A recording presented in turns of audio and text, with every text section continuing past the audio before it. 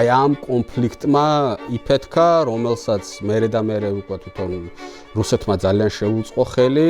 თუ თქვენ არ მიხედავთ აფხაზეთს, მაშინ ეს უფრო დიდ კონფლიქტში გადაიზრდება. დამთავრდა პუტჩი, შეთანხმდნენ დსთ-ს შექმნაზე.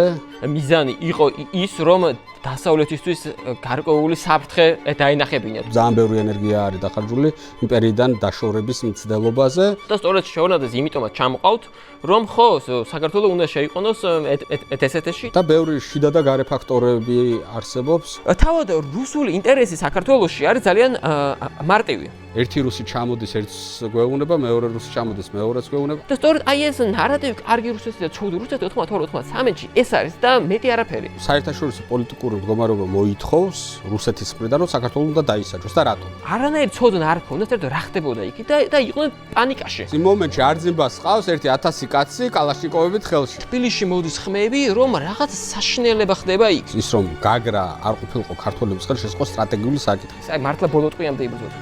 მთელი სოფელი შეეწირა. ჰეროიკული ეპოპეის პირდაპირ თქვათ მონაწილე ბევრი ცოცხალი არის. ესე ჩანს, რომ შეგვარანზე ხდებოდა, რომ სოხუმი დაეცემოდა უბრალოდ.